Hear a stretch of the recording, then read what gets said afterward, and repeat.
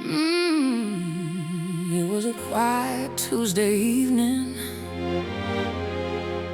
in a house with too much thread.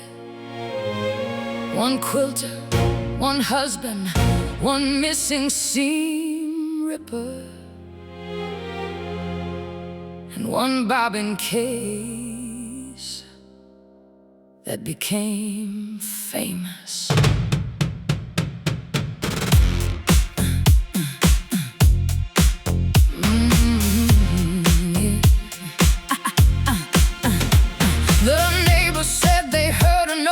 Around 9:15, some kind of thump or gasp or crash. Then don't you touch that cutting line. He was found beside the sewing chair with the slippers on his feet, a quilt block clutched inside his hand and binding at his knees.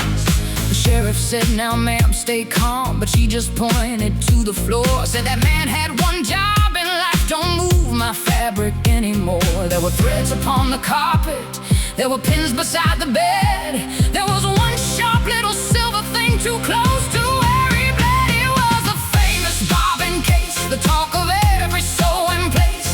Who took the seam ripper? Who left without a trace? The famous bobbin case, with a quilt half done in lace. A husband fell, a town got loud, and nobody solved the case.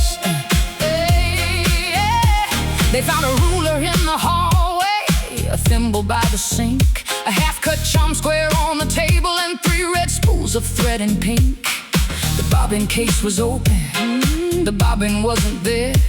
The machine was still a-humming like it didn't have a care. Detective Mabel crossed her arms, said, "Ladies, here's the thing. This wasn't done by no stranger. This smells like quilting." The guild all had their alibis, but everyone seemed thin.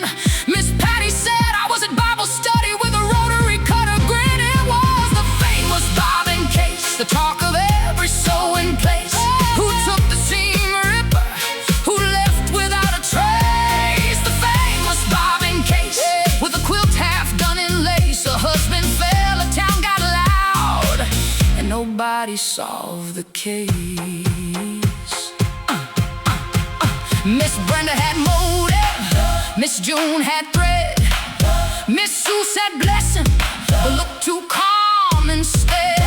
His wife had been quilting since 6 that afternoon, and he had asked one fatal question: "Are you almost done with that room?" Now listen, that was not smart. You don't walk into a sewing room during final assembly, holding nachos, breathing loud, and asking if dinner is ready. That is not murder evidence. That is motive. They dusted all the scissors, they bagged the tracing wheel, they questioned every witness at the Thursday fabric deal.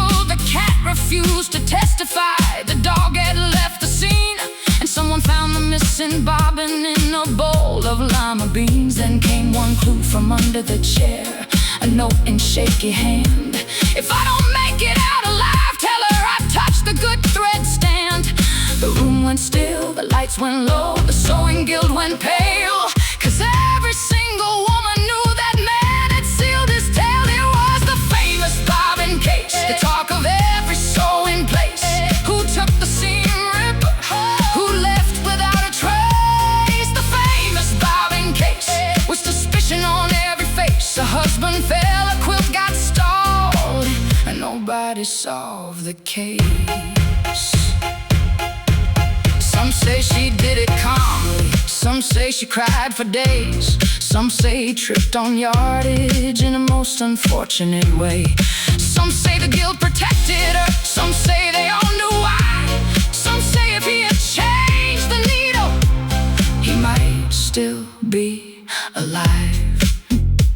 But late at night, the rumor goes, when the moon is bright and thin, you can hear that old machine start up, and a seam ripper rolling in. It was the famous bobbin case, still whispered in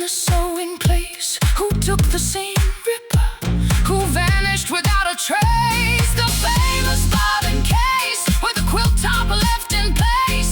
A husband learned too late, poor thing, don't mess with a maker's space. To this day, nobody knows what really happened that night. But every quilter in town keeps her bobbin case locked, her seam ripper hidden, and her husband at a respectful distance.